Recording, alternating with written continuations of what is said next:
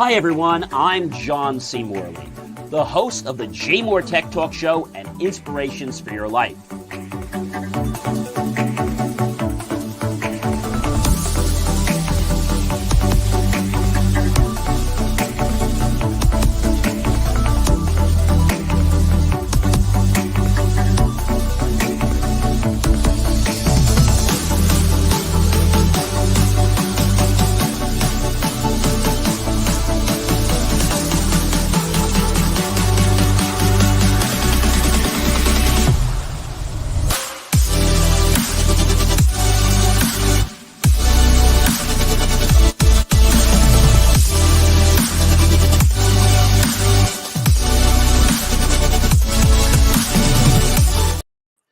Well, hey guys, good evening. It is John C. Morley here, serial entrepreneur. It is a privilege, a pleasure, and honor to be with you guys as always. And we have an amazing guest today.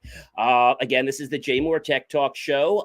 This is the topic today, technology to keep your golf course out of the red and in the black. Series 3, which means we're in the third year. We're almost out of the third year. We'll be in our fourth year. I can't believe this, in January. And we're on show number 30. That is absolutely amazing. Thank you very, very much. Check out all my amazing information, guys, at believemeachieve.com, and you'll catch some great insights. All right, so technology is important, right? It's not just important in the office, but it's also important on the golf course.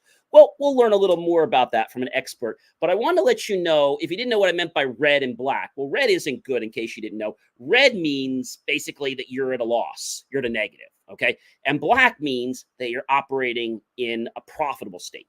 Well, my guest for today, I'm really privileged and honored to have someone I've known for a while, someone who also teaches me golf, and someone that really knows the golfing industry. I am very pleased to talk about a very distinguished guest, Jason Miller, who happens to be the director of golf operations at the Copperleaf Golf Club in Estero, Florida. And he's going to share so much. Jason Miller brings a wealth of experience and expertise to the show. As the director of golf operations, he has demonstrated exceptional leadership, mentoring, and community building skills. His commitment to fostering a people-friendly environment and his innovative approach to youth development have earned him prestigious accolades, including the 2022 SWFL PGA Chapter Youth Development Award, the 2023 South Florida PGA Section Youth Development Award. Jason holds a BS in Sports Management from Indiana University, Bloomington, and is a certified PGA professional specializing in golf operations. So we're not just going to talk about golf today, ladies and gentlemen. We're going to talk about the stuff that makes your golf course profitable. Ladies and gentlemen, please help give a warm JMOR Tech Talk Show welcome to Jason Miller. Well, hey, Jason, how are you? Doing fantastic, John. How are you doing there? I'm doing great. Thanks for joining us today. It is a privilege, a pleasure, and honor to have you on our show and to talk about some really interesting things. That technology is not just for the workplace. It's actually on the golf course. Absolutely, John. That's definitely a lot of technology out there nowadays in golf, in every part of golf. Yes, no doubt about it. So we're going to kick right off. We have a lot of points. And if any of you guys have questions, feel free to chime in. We'll try to answer those for you. First one we're going to just talk about is GPS. Now, I have a GPS, global positioning satellite system, in my car, so I can figure out where I'm going. But tell me, Jason, why do I need GPS on a golf course? I mean, every time I play golf, I usually can figure out where the hole is. Like, it's not that hard. Yeah, John, great question. There are a couple of advantages to having what's termed as GPS in golf. The first area where you're going to want to have GPS at a golf course is on your golf carts. And why is that important and why is that good? Well, a number of reasons, both from the golfer standpoint as well as the facility standpoint.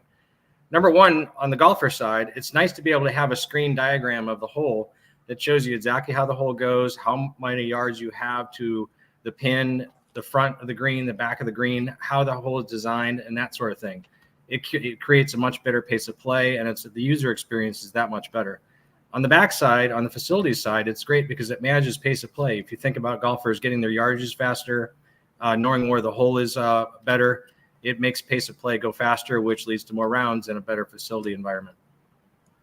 That is awesome. And I learned something a while ago when I was playing golf, that if you take the cart too close and it's not a handicapped, let's say, a setup cart, it kind of blocks you, doesn't it? Or it makes the cart go slower. That's exactly right, John. There's another aspect to the GPS technology that's great, and that's kind of from an agronomy standpoint that you're talking about, because when a golf cart is limited to getting too close to the green, it keeps them out of sensitive areas on the golf course, and that helps protect your golf course and helps the management of the turf quality be that much better. So, a great point there as well. Okay, we got a lot of points here. So Garmin, you guys know Garmin makes some stuff for the car. There's the Garmin Approach Z82, and it's a rangefinder.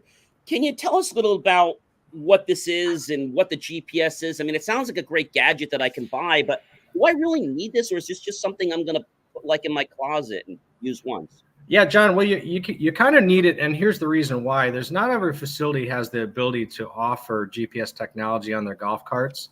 Quite a number of facilities out there really don't have that. So what a golfer is going to want to have is the ability to be able to see hole layouts, which the Garmin product does allow. You want to have the ability to be able to have yardages to the pin, the front, the back, the center, which the Garmin does allow.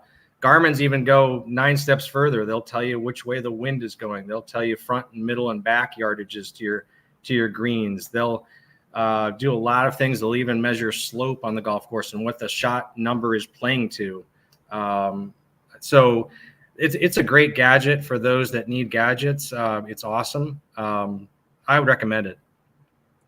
Okay, so it's not something that's going to be a waste. And they vary in price, anywhere from $200 to $500, I guess, just depending on what features you have. And some even link up to your smartphone.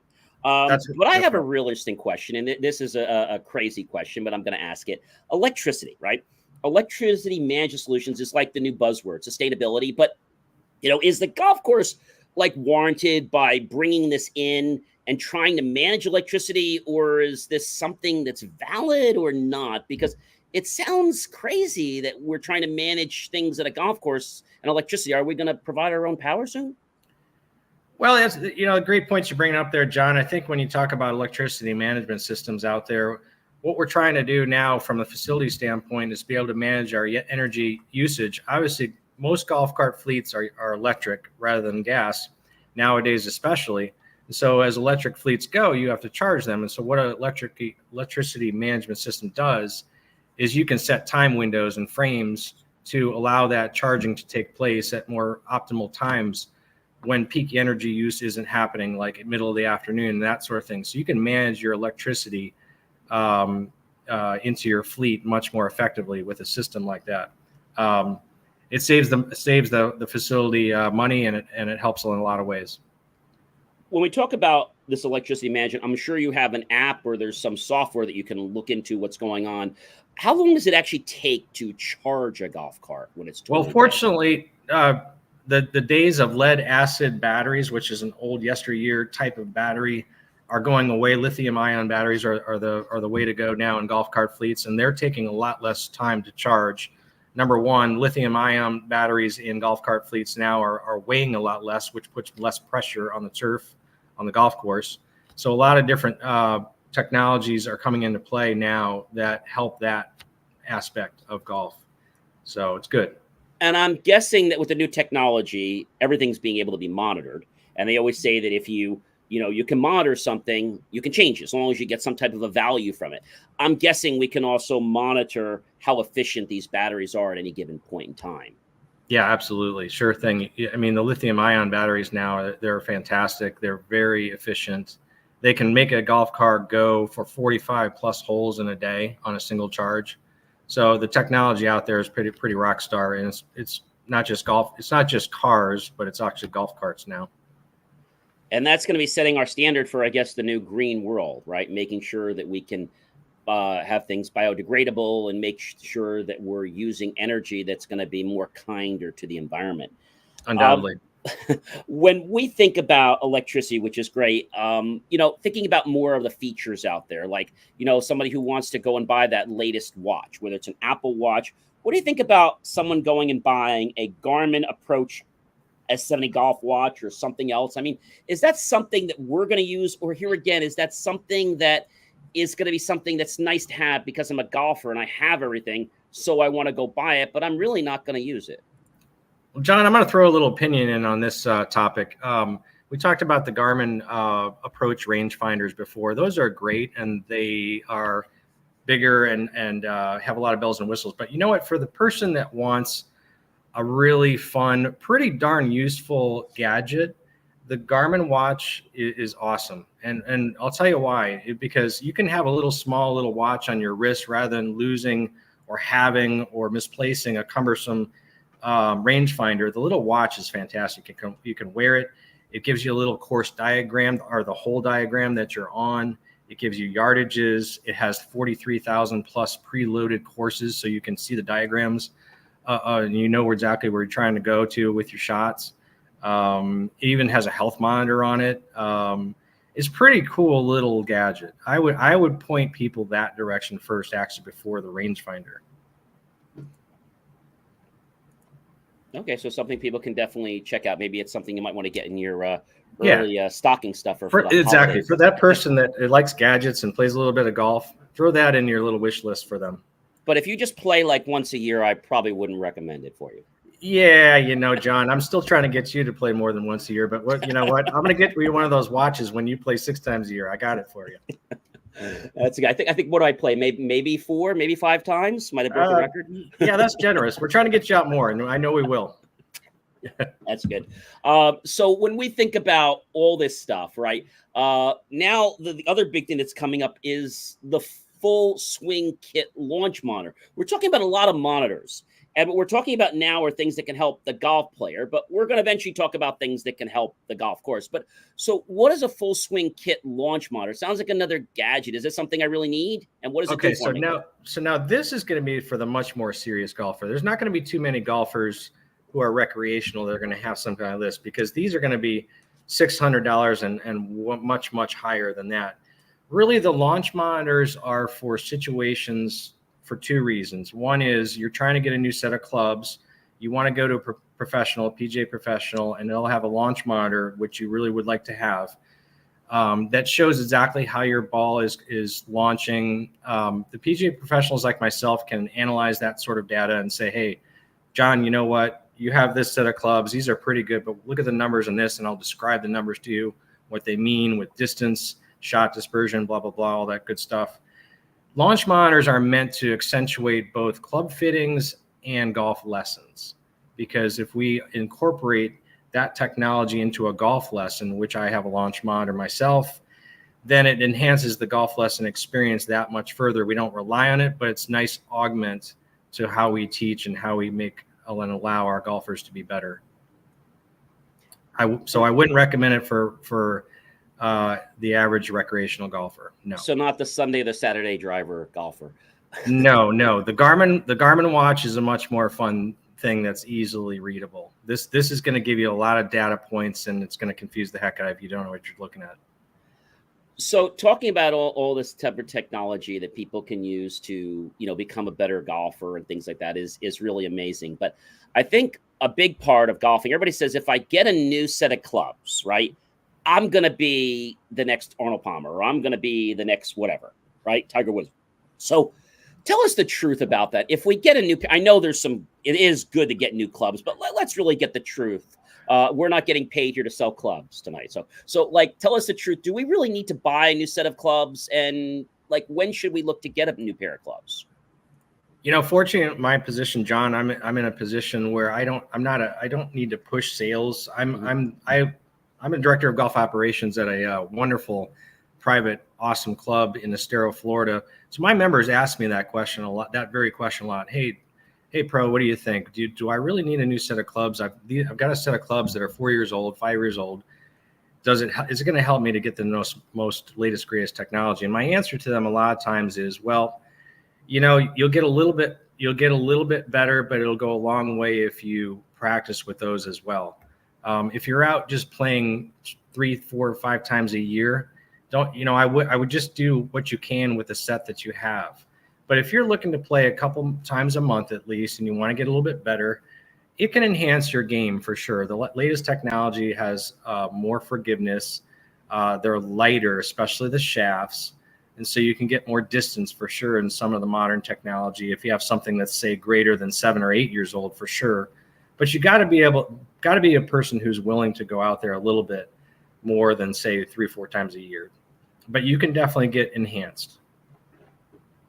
For golf shops around the country that are watching today or are going to be listening on the podcast or listening to us on the radio, should the golf shops be bringing in technology like these range finders? I'm not talking about the big $50,000 products, but is that something that a golf shop should be bringing in to help increase their bottom line, or no?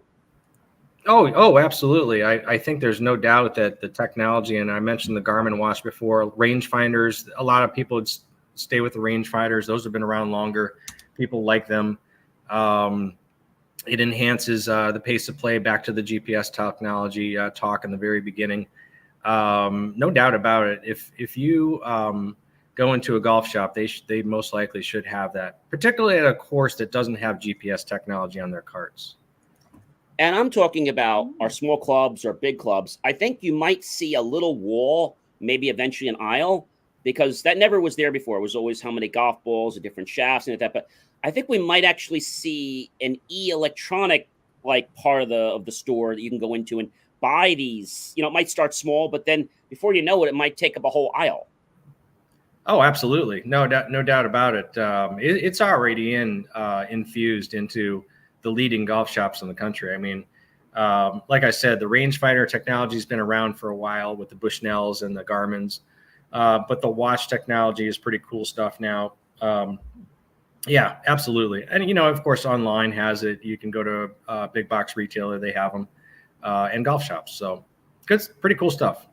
I like the idea of buying the stuff from a golf shop and not online. They might say, thank you, John. I appreciate you saying that. the reason I'm going to say that to you is because, yes, you're going to save. And regardless of what industry I'm talking about, the problem is when you go there and you're going to save a few dollars. Okay, great. But, you're going to miss some professional advice about getting it and maybe how to use the device, right? I say the same thing with people with technology. Well, you can go get the computer anywhere, but if you get it from us, we're going to help you. We're going to stand behind you and make sure that we can help you every step of the way. Yeah, no doubt about it. Wherever you go, make sure there's an expert there.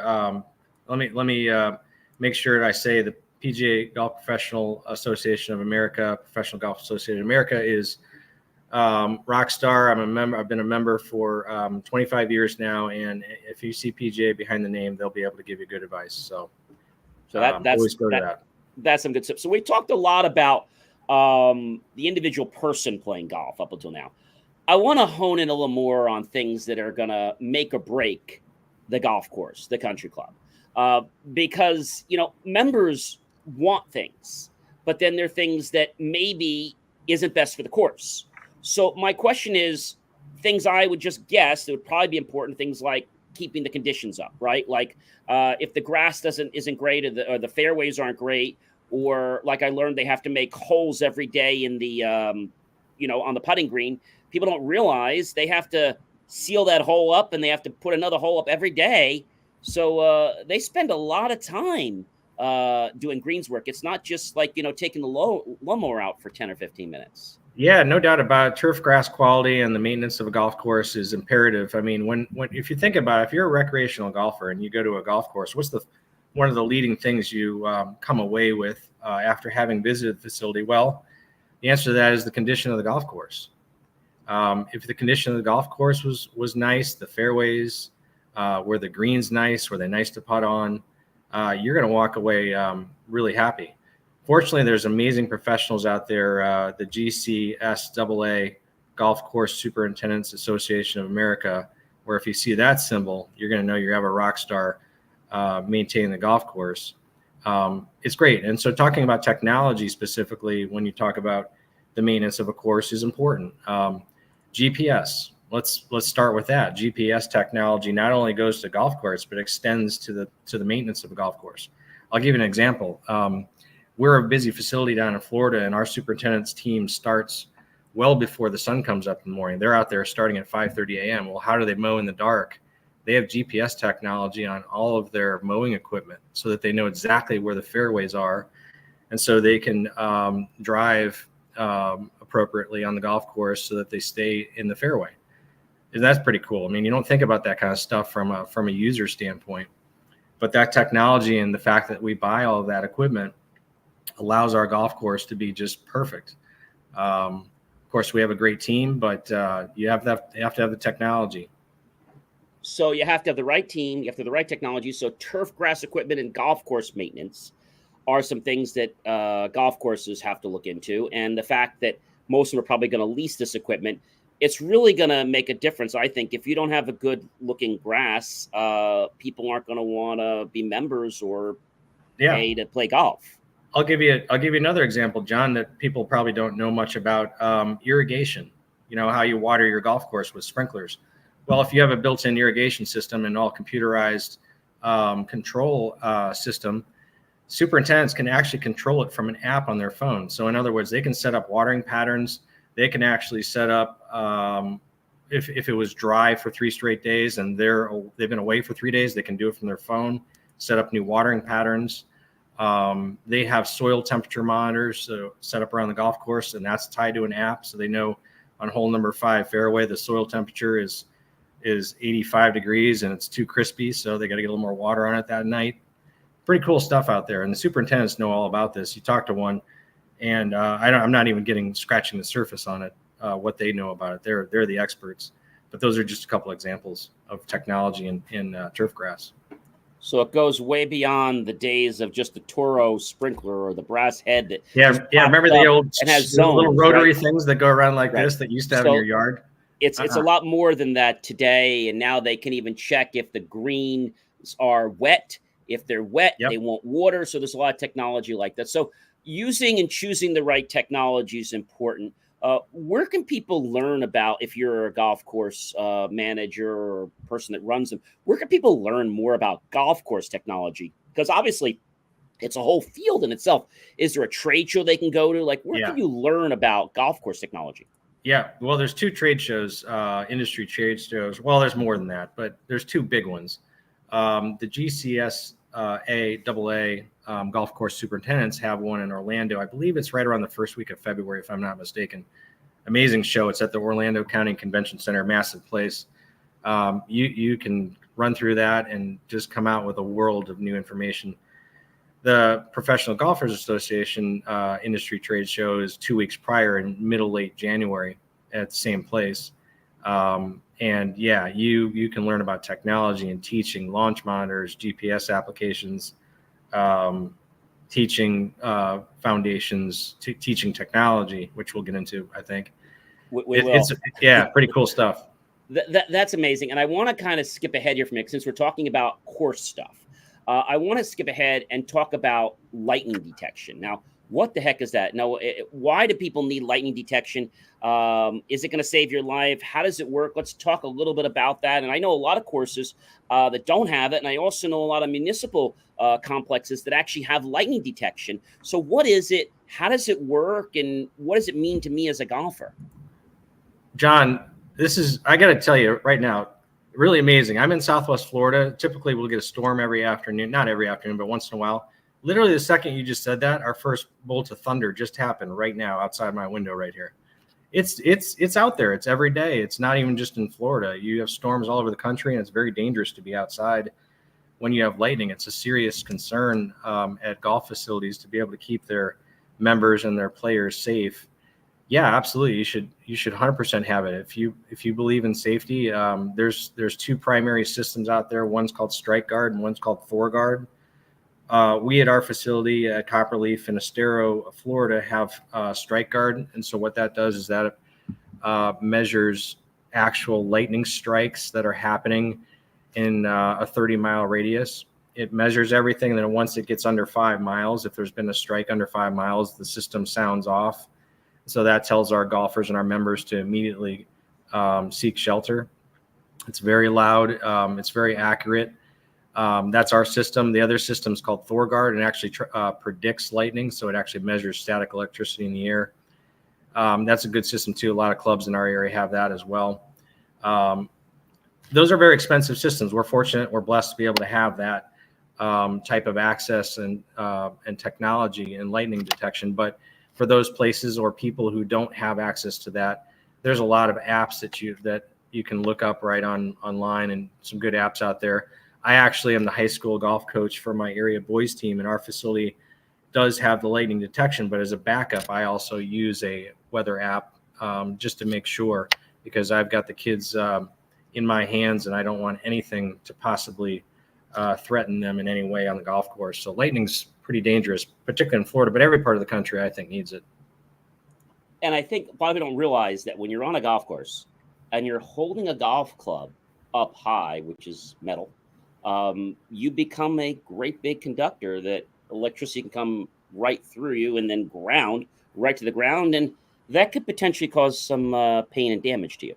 That's you can say that again, but it's just, you're in a fairway, you're in an open fairway, you're the highest thing out there in a lot of places. So it's not the place to be on a golf course. You want to seek shelter. You hear anything going on, you don't even wait, just go right in. Can't say that enough. Got to protect yourself. Some people still want to play that hole out, but you got to get the blank off the course, because your life and other people, you're endangering people to be on the course. You see a lot of people on there and I just going to play one more hole. I'm like, they're nuts. They're crazy. I manage tournaments. I manage our members' tournaments. The second lightning happens, we tell them immediately mark their ball. Don't even hit one single shot. Come right in. End of story. That's a very good policy to have. So we were talking before we were talking today about, golf is not just about the short game or just about the long game. So a lot of people do practice their long game, but they miss their short game. So they have technology out now that will allow you to even practice your chipping. Tell us a little about that, and tell us why we should be practicing our chipping. Yeah, that's a big part of the game. Just like you said, John, it's not just, we all want to hit long drives. We want to go to a driving range or go to Top Golf or go to a private driving range and hit 300-yard drives. But at the same time, got to be able to chip and putt if you want to play the actual game of golf. So, yeah, there's little chipping. I use them in my teaching, actually, little chipping, call them targets. They're like just little targets, little netted targets that kind of are raised and are angled towards you. You put them at certain yardages, then you practice your 20-yard chip and your 10-yard chip and your 30-yard chip. And if you do that, you kind of get on the golf course and it starts to become much more natural. Really, really good thing to do. There's a lot of neat putting systems that you can look at online. There's certainly, you've seen the old-fashioned ones that you hit on a track and it pops back to you. Those are fun, but chipping and putting, I have a number of junior students. As you mentioned before, I work with a lot of juniors, and I highly recommend them to have these chipping nets in their backyard, and a lot of them do. So short game is important and should be done. So it's very important. There was a very good movie. I think it was actually a VHS many, many years ago. It was called Dorf on Golf. You may or may not have remembered it. It was a really funny video. And they always used to say that the green is the dance floor. And the golf course has 19 holes. Now, it's 18, but in the movie there was 19. Because the 19th hole was where you count everything all up and have your drinks. Yes. They called that the 19th hole. Yes. Everyone says, I'll meet you at the 19th hole. Where's the 19th hole? And Dorf on Golf, actually, the way they did it was just a hilarious. If you get a chance, you definitely want to watch it. So talking more about technology, there is another launch monitor out there, the Rapsodo MLM2 Pro launch monitor. That's a little more money, this one. And I'm guessing this one might be for, again, one of those more serious golfers. Oh, yeah, John. The Rapsodo's even more high-end than some of the other systems. You're talking about a lot of money for that. And again, as I mentioned, there's also another one. I'll throw another name at you, John. It's called the TrackMan, which I think people have probably even heard of more. TrackMans are $25,000. They are all the bells and whistles. A lot of the tour pros will have those, and they take those to the PGA Tour tournaments each week, and they'll park them right on the range. And they'll actually work off a TrackMan and monitor the numbers. Same thing with the Rapsodo. Those are fantastic systems. I I don't know that 1% of the golfing population would be able to know what spin rate is. Maybe they know what spin rate is or what it means, more importantly. If you have a spin rate that's 3,200 RPMs with a driver, what does that mean? Is that good, or is 2,500 RPMs with a driver good? Not too many people are going to know the answer to that question. So the launch monitor systems are fantastic, and I tie those straight into instruction. Instruction is good to tie in with the launch monitor numbers as well as club fitting, because I can tell you 4,000 RPMs with a driver versus 2,500 RPMs with a driver is a big difference, and you'd be surprised to know which one's better. By the way, the hint, it's 2,500. So launch monitor technology is fantastic, and it's come a long way, and the prices have come down over the years. But again, make sure if you use that technology that you have someone around you that can decipher the data. Would we put them in the same class as a SkyTrack? I know they're also very expensive. Are they? Now they're more simulator based. You could be on the thing, but you don't actually have to be on a golf course with SkyTrack, but it can do a lot of things. And as I said, virtuality is not a replacement for professional training. Yeah, no. What do you think of SkyTrack? No, SkyTracks are a lot of fun. I mean, for those of your listeners who have been to simulators, you see them, I think, at the big box stores the most. You'll see them at Golf Galaxy, PGA Tour Superstore. There's boutique golf simulator places that are more entertainment, recreation type facilities. In fact, there's one that just popped up in Estero right around the corner called The Cave, that are coming out with that technology, and they have rooms and simulators, and they offer food and drink. A lot of fun. I mean, you can play actual golf courses. The only thing is you're hitting full shots, then you get to the green and you can't really chip and putt. You take like 2 putt max and some other things.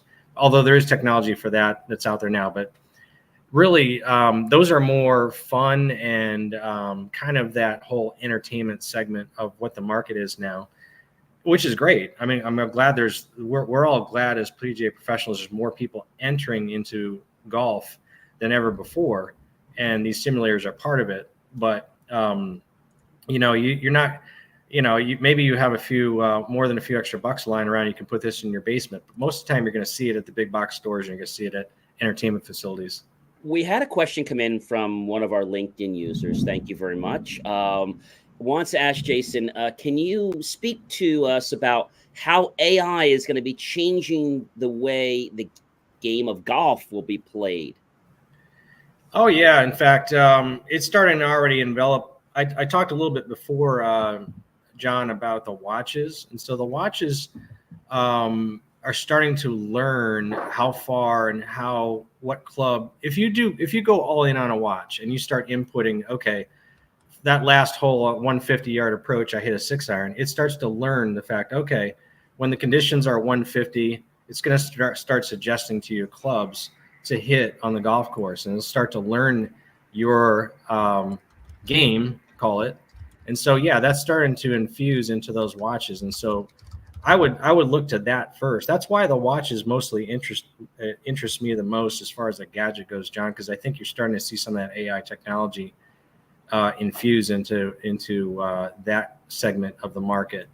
So, and I think some of the launch monitor technologies are going to see that too. It's still never going to replace, I think, maybe call me a little old school, never going to replace the fact that you need to have a PGA professional analyzing the data, but it's going to try to learn you. It's kind of like in the medical field, right? They're trying to have all these people, these systems, AI, replace the doctors to get prognosis. And you can't do that. I mean, it's good to be a guide. Like if I say to you, hey, Jason, I got this report. It says my door is open, but I'm not sure how to fix it. I can tell you that. You say, well, we can look at it. Well, yeah, your door is not open, but also your swing is off. But yeah, I can look at this data and see how we could recommend you have a better. Yeah, same thing, John. I think that medical analogy is a great one because it's. I think the word I'd use is augment a PGA professional's advice. He or she sees you and how your game is and sees how far you hit it in certain type of situations. And that technology can augment for sure in a very good way. And it might even really help that professional in the medical field or PGA's field to be able to learn their golfer, but replace is a strong word. Okay. I don't have your name. I know you're an anonymous user there on LinkedIn. Did we answer your question? If not, be sure to chime back in, or if we have anybody else on Instagram or on YouTube or else, feel free to ask questions. I'll be happy to pass them on to Jason. So AI is changing the flavor of golf. People that play golf every single day are looking for new ways, right? They don't just play golf the way they used to with one pair of clubs. Some people have a couple sets of clubs now. Yeah. So, well, yeah. If you have that, if you have that war chest to be able to buy more than one set of clubs, that's impressive. But you have clubs nowadays that are very light that can really help you. If you haven't had clubs in more than 7-8 years, you might want to consider it. But definitely don't do that yourself. Get some advice from a professional. And another area I definitely want to hit on here, John, the technology is really enhanced over the years is teaching technology. The olden days of having a lesson from a PGA professional where they talk, demonstrate, go hands-on, visualize, and that sort of thing is great. And a lot of that happens now, but you can also use technology. I use the V1 coaching system software, where I just do a quick little video from either a iPhone or an iPad, and you can then show that person their swing. But not only that, you can draw lines and tracks and try to demonstrate visually what that person should be doing. And then the better thing is you can compare that person to male or female tour professionals and say, okay, this is how a tour professional does it. This is how you do it. Do a split screen, go frame by frame, and start to really dissect a swing. And then the last step that I love doing is actually starting with a lesson, videoing somebody, going through the lesson, trying to get them enhanced. And then at the end of the lesson, video their swing again. And then you put those two things side to side, and it's really awesome. And then they say, wow, I really can change. Wow, I did actually change that. Because most people are like, you're not going to change me. I'm an old dog with no tricks. John, you're laughing at that. I can change you too. Okay. But, all right. It really is awesome technology. It's very simple too, but it can get very enhanced. There's a lot of systems out there on the teaching side that I use, V1 in particular. So it helps people to see. What were we saying before? If you can quantify it, you can change it. Yeah, absolutely. And I surprised so many people with that before and after. They just go, oh my goodness, I did change. Wow, that looks great. I'm getting better, aren't I? Yes, you're getting better. Now you need to practice. He thanked us for your answer. He says, yes, that was very helpful. So I'm glad we were able to answer that question. If there's more questions, while we're live, you can actually ask us when you're listening to the podcast or just to the audio version. You can't chime in with a question. Of course, you can comment and I can reach out to Jason and say, hey, Jason, we had a question on the show and we can obviously respond. But if you're here, we're happy to answer any questions about technology and golf courses. So when we think about golf courses now, and we think about lots of things from carts to technology, what should the golf course be focusing on? I think you mentioned the water system, the irrigation system, the smart system, the golf carts. What else is essential for, let's say, a golf course to stay profitable in today's world? Well, a couple of things, John. I think of all the topics we had today, I think what stand out to me is trying to get your golfers around the golf course efficiently and as fast as you can, because the faster you move the golfers around from a golf course standpoint, the more satisfied they're going to be with good pace of play. Plus, you push more people around the golf course faster. You can get more people around the golf course, period. So for the bottom line, that's good for a lot of golf courses. That GPS technology really helps on the golf carts, advising the players and members to have GPS technology so you know where you're going, you know how much the yardage is, you can pull your club faster, know what to do, know how to hit it faster. That's one big segment I would start with. The next segment is the segment we had on turf grass, and the GCS AA Superintendents Association of America professionals know all about that, and having a good person with a good amount of technology at their disposal can make that golf course shine. So the more your golf course shines, the more people are going to want to come to your golf course. It kind of feeds on itself. The superintendent and I always joke at our place, we're a circle. He helps me get more players by making the golf course be great. And I help him to try to manage our tee time so that he has ample windows to be able to maintain the golf course properly. We're sort of a circle. We feed on each other. So if we're kind of working in tandem with technology at our side, your facility can shine. And there's great professionals out here. I'm not telling anything too earth-shattering to a lot of the professionals that I know, but that's the keys. My opinion, those are the keys. A lot of good stuff. All the other peripheral stuff, though, is super too. I don't mean to put down anything like the weather technology and we didn't even talk about the little Arcos little pieces on the end of grips that you can put on your golf clubs that actually give you technology straight to a smartphone off an app, which is pretty cool. I'll if you have a second here, John, I'll kind of expand on that a little bit. Absolutely. The Arcos Smart Caddy Smart sensors. We have it. Yeah, little sensors. They're basically little teeny pieces that you can just there's a little tiny hole at the end of your grips. If you look at the butt end of your club, you pop those on. And so if you get the Arcos app, then they're going to tell you, okay, yeah, you're hitting your 6-iron with this amount of club head speed and this amount of ball speed, blah, blah, blah. But it's also going to tell you your distance that you typically hit your iron shot. And that kind of goes back to the technology side where you do need a professional to kind of analyze that. But that's pretty cool stuff. If you kind of want to know what's going on with your game and is your distance going up on your clubs or is it going down? Do I need a lesson to be able to get my distance back up? It's kind of fun, particularly with the driver. If you want to start with something, get one for your driver. It's kind of neat because, obviously we want to get length, and driving distance is fun with our drivers, right, everybody? So yeah, you want to get length with your driver. And so if you get one of those Arcos devices, smart sensors, and tap it into an app off your phone, it's pretty fun. And they're not that expensive either, so you guys can get those as a that's not bad. You can look those up online. So there are two other things that I want to cover on. We have a little bit of time left. One is your golf course does an amazing job with doing something really unique, which a lot of golf courses don't. And I know there's a term for it. You may have to just share with me. You do an amazing job with the way you create the landscaping for, I believe it's the birds, the sanctuary. There's a certain standard. I think you received an award a while back. Talk a little bit about that, if you would. I think that's a good thing to attract people to a golf course.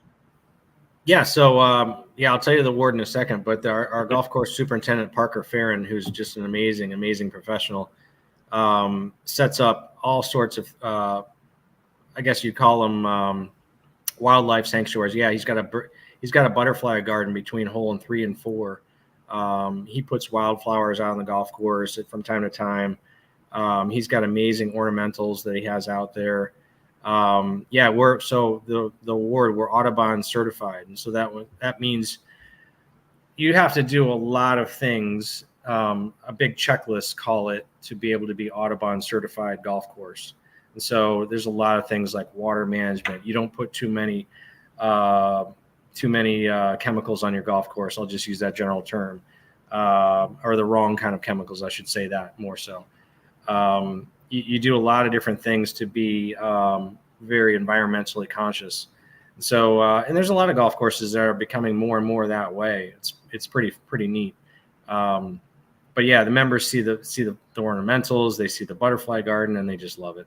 It's pretty cool. And it gives them another reason to want to get out and enjoy nature.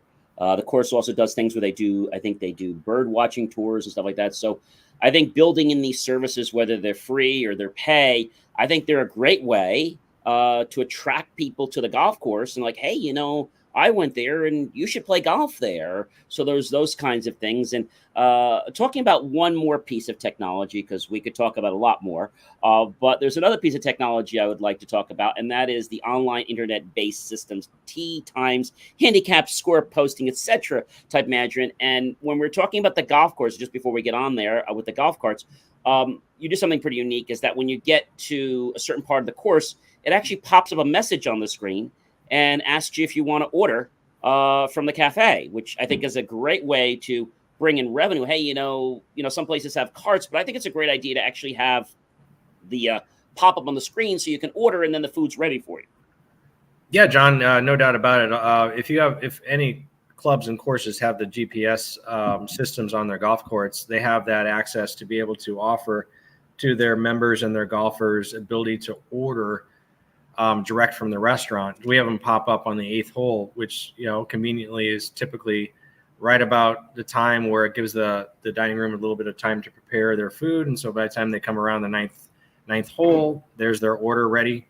And I keep, again, back to our conversation from earlier, it keeps the golfers moving around the golf course. They don't have to stop, go in, order, and then it starts backing the course up and that sort of thing. So, pretty cool technology there that we offer to our members. Back to your earlier question about online tee time systems and score posting. A lot of golfers nowadays are familiar with courses that they try to play at that typically will have their tee times either on their website or they'll have them on an app. A lot of people now out there know about national golf apps. One's called golfnow.com. There's a few others, but you can go on those, search for an area golf course that'll show the available tee times, the prices for those tee times, and so that's a big that's been a big boon for golf courses too. Not only that, but for golfers, you can kind of search. Okay, 8 a.m. That's a lot of money. Yeah, that's a little too much for me. Oh wait, 1:30 at this price. Oh, that sounds better. That's a good golf course and a good price and a good time. Let's do that.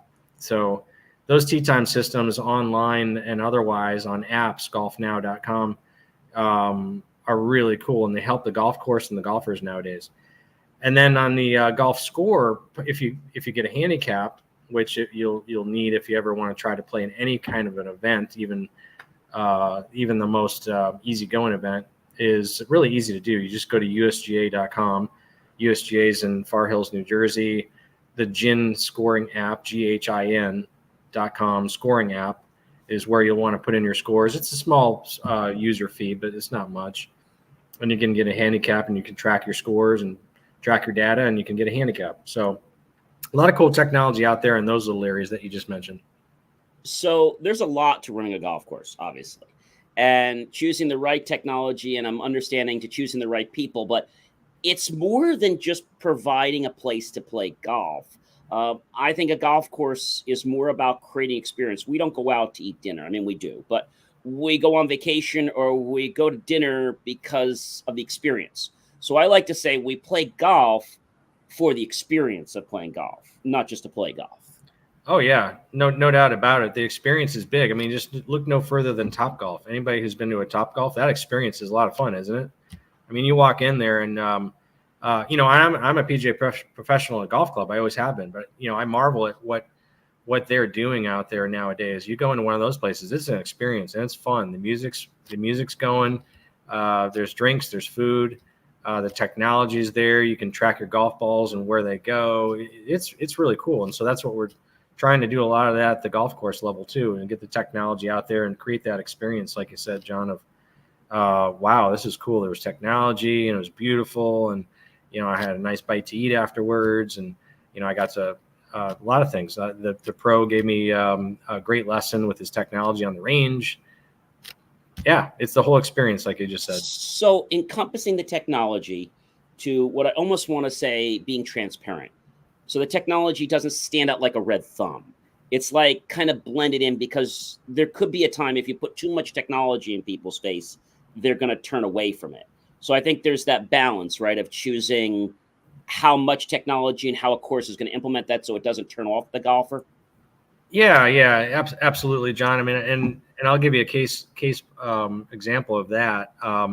We use a technology for our tournament scoring called Golf Genius. It's very nationally known now. And so actually what we do in our tournaments that we manage and run on a golf course, and we've been doing this for 4 or 5 years now, is we do it's all app internet based. So they enter their scores, they can get a live leaderboard. It's all on their phone, and it's great. It's a lot of fun. And then we have a big TV set up in the dining room. They can see all the scores, and they have a drink, and it's really cool. But, there's a few people that say, I kind of just want to use a paper scorecard. Why do I have to do all this stuff on my phone? I can't see the phone. It's so small. And, you gotta just kind of take it one step at a time, but you can't throw the whole kitchen sink at everybody all at once. But they're gravitating towards technology. You don't want to not put it out there just because you're afraid people won't want to do it. We definitely throw a lot of things at our members. I think it's important to use technology and to, survey your members and find out, what they like, what they don't like. Does somebody want this on a golf course? Do they not want it on the golf course? Do they want this on a cart or not a cart? And I think so. Being in the management of a golf course is not easy because you have to have that delicate balance of what's right for the course. How do we keep the members happy? And how do we keep the books black? Yeah, no doubt about it. It's an art, not a science. And there's a lot of great viewpoints out there, John. I'm just one of 20-something thousand PGA professionals across the country. So there's a lot of great PGA professionals that know how to do things very well. No doubt about it. It's an art, not a science. I mean, we're learning every day. We continue to learn. We continue to go out there to the PGA trade show every year and learn about technology and see what might make sense for our members and see what's out there in the world. And yeah, some things stick, some things don't, but that's okay. That's kind of like every business, isn't it? I mean, right? We have to trial and error. We have to try, and if it doesn't work, we have to retool and we have to do something again. Yep. Well, Jason, this has been a really interesting episode today. Learning from you, learning about the technology of the golf courses. And folks, this is not ending here. We started on Monday. We're going all the way through Sunday. We have all kinds of reels popping out at BelieveMeAchieve.com. Every day, we're actually covering another golf topic. So you're going to want to catch that. And starting next week on Monday, we'll have different reels from the show created if you missed anything. Jason, before we have to say goodbye, unfortunately, I could stay all night, but unfortunately we can't. Is there anything you want to leave with my viewers and listeners before we do say goodbye today? Well, I'd say just basically to all your viewers is get out there and try the game of golf to start with. Let's just get real basic there. Number one. Number two is make sure you put a little bit of time and energy into it because you can get a lot out of it.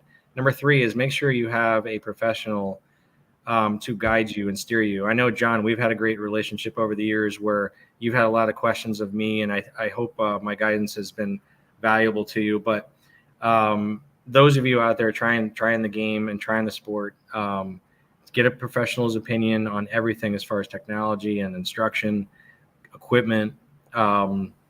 It's pretty fun. Even if you try a driving range, start with that. See if you like hitting golf balls. You might find, whoa, I can actually hit the golf ball out there. This is all right. Let me take the next step. So that's Jason, what I'd this say. has been amazing. Thank you so much for being a guest on the JMOR Tech Talk Show My tonight. pleasure, John. Really appreciate it. And if you guys have questions and we didn't answer them online, just message us. I'll reach out to Jason, and we will post answers to every one of your questions, either on YouTube or on the podcast. So our shows are not over when the guest leaves. We always reach out and get questions answered. Thank you so much. Remember to catch us at BelieveMeAchieve.com. And be sure, ladies and gentlemen, to catch the next JMOR Tech Talk Show, which you know what that is. Wow, it's next month. It's August 2nd. I'm not going to tell you what it's going to be. You're going to have to just wait till then. Thank you so much for joining us on this amazing issue, and I'll catch you guys next week or on another show soon. Be well, everyone.